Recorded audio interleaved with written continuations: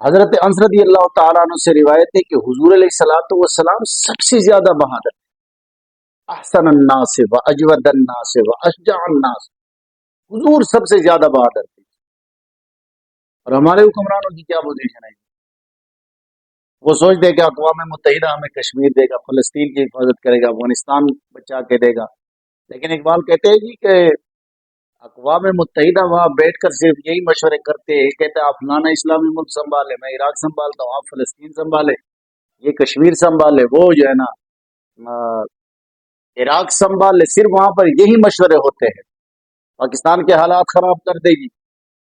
اقبال کہتے ہیں کہ آپ کو فرنگیوں سے امید ہے، تورانادان امید ہے، ہم گساریا افرنگ، کہتے اقبال کہتے تجھے فرنگیوں سے خیر کی امید ہے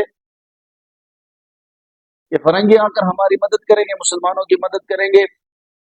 اقبال کہتا ہے ساز پہ موقوف نوا ہائے جگر سوز، ڈیلے ہو اگر تار تو بیکار ہے مجرا۔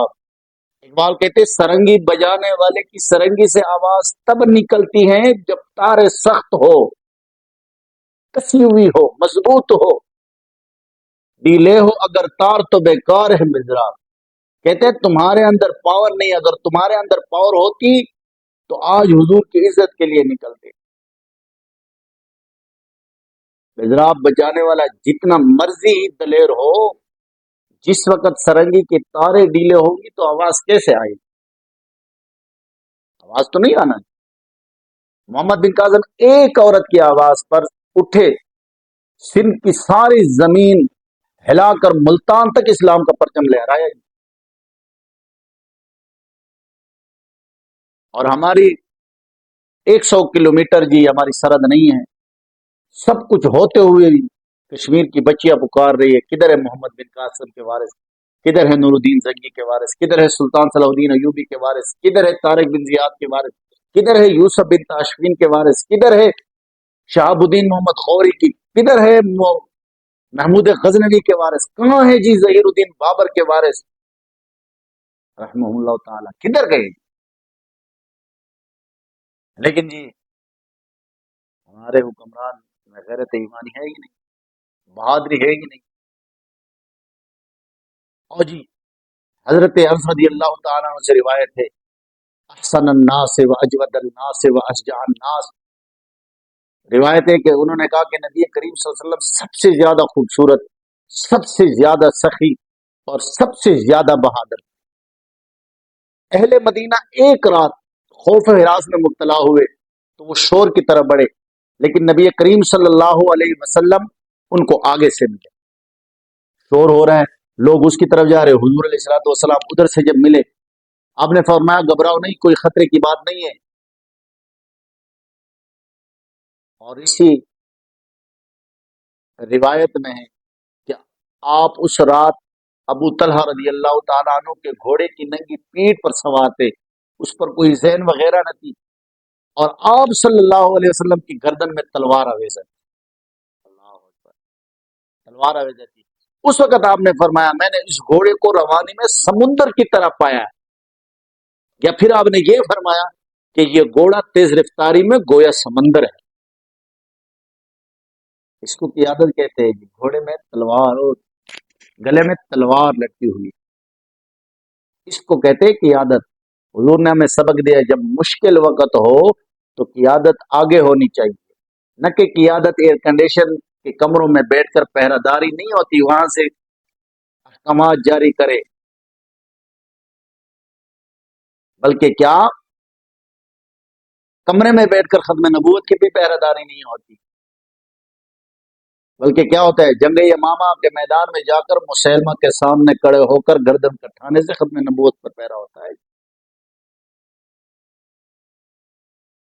اور پھر سیدنا صدیق اکبر رضی اللہ تعالیٰ عنہ سے تو بڑھ کر کوئی نہیں ہے، اور آپ نے فرمایا جی اب بدری ہو یا غیر بدری ہو، بوڑھا ہو یا جوان ہو، بینا ہو یا نابینا ہو، حضور کی ختم نبوت کے لیے سب یمامہ جاؤ۔ بہرحال اسے کہتے ہیں قیادت۔ میرے آقا صلی اللہ علیہ وسلم ادھر سے آ رہے تھے، میرے آقا فرما رہے تھے لن تراؤ لن تراؤ، فرمایا کوئی پریشانی والی بات نہیں ہے، وہو علی فرس لابی طلحہ، حضرت ابو طلحہ کے گھوڑے کی ننگی پیٹھ پر حضور سوار تھے، ماں علیہ سرجن، اس پر زین نہیں تھی حضور صلی اللہ علیہ وسلم. لیکن اگلی جو بات ہے نا جی، اور بڑی عجیب ہے. فی عنقہ سیف، حضور صلی اللہ علیہ وسلم کی مبارک گردن میں تلوار لٹک رہی تھی. تو کیا مطلب؟ جب حضور نے تلوار یہاں لٹکائی گردن میں، اب کون بدبخت ہے مسلمان کہ حضور کی تلوار کی نفی کریں؟ بابا جی فرماتے تھے نا جی کہ تسبیح لٹکانے کا طریقہ تو بعد میں آیا جب ہم غلام بن گئے. تھا جو نا خوب بتدریج وہی خوب ہوا کہ غلامی میں بدل جاتا ہے قوموں کا ضمیر. حضور صلی اللہ علیہ وسلم نے اپنی مبارک گردن میں تلوار لٹکائی ہوئی تھی، اس تلوار کی نفی کرتے ہو جو حضور صلی اللہ علیہ وسلم نے اپنے سینے سے لگائے ہوئے. اور اقبال کہتا ہے جی باطل کے فال و فر کی حفاظت کے واسطے یورپ زدہ میں ڈوب گئے دوشتا کمر. ہم پوچھتے ہیں شیخ کلیسا نواز سے، مشرق میں جنگ شر ہے تو مغرب میں بھی ہے شر. حق سے اگر عرض ہے تو زیبا ہی کیا یہ بات، اسلام کا محاسبہ یورپ سے درگزر. اقبال کہتا ہے کفر کی گندی تہذیب کے لیے، اپنی تہذیب بچانے کے لیے امریکہ ایٹم بم بھی بنا کر چلا دے تو کوئی نہیں، اور امریکہ معذرت بھی نہیں کرے گا.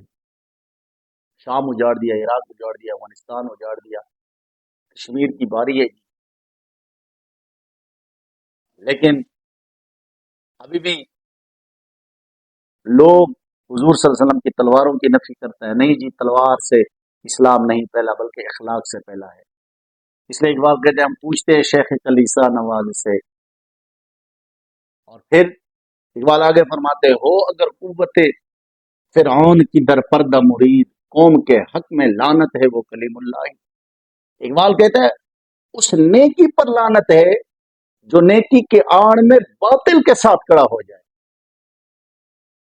ہو اگر قوت فرعون کی در پردہ مرید، قوم کے حق میں لعنت ہے وہ کلیم اللہ.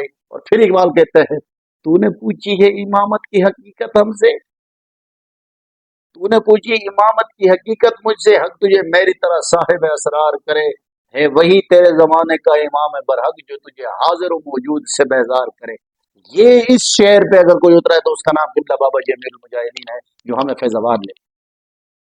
موت کے آئینے میں، موت کے آئینے میں تجھے دکھا کر رخ دوست، زندگی تیرے لیے اور بھی دشوار کرے. دیکھ کے احساس ضیا تیرا لہو گرما دے. اللہ اکبر. دیکھ کے احساس ضیا تیرا لہو گرما دے، فقر کی سان چڑھا کر تجھے تلوار کر دے.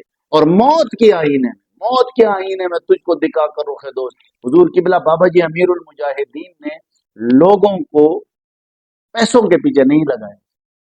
آپ نے لبیک والوں کے نظروں میں ایک ڈھیلے اور سونے کی قیمت ایک کر دی، ایک کر دی. دیکھے احساس ضیا تیرا لہو گرما دے، فقر کی سان چڑھا کر تجھے تلوار کرے. اور آگے جی اقبال بابا جی فرماتے تھے کہ اقبال نے بات ہی ختم کر دی. فتنہ ملت بیدا ہے امامت اس کی جو مسلمان کو سلاطین کا پرستار کرے. اقبال کہتے ہیں وہ بڑا فتنہ باز ہے جو بادشاہوں کے در پر تجھے لے کر جاتا ہے. بندہ وہی ہے جو تجھے بادشاہوں کے در کے بجائے محمد عربی کے در پر لے جائے. اور پھر بابا جی یہ شعر پڑھتے تھے انہیں جانا انہیں مانا نر کا غیر سے کام، للہ الحمد میں دنیا سے مسلمان گیا. تاجدار ختم نبوت زندہ باد، زندہ باد، زندہ باد.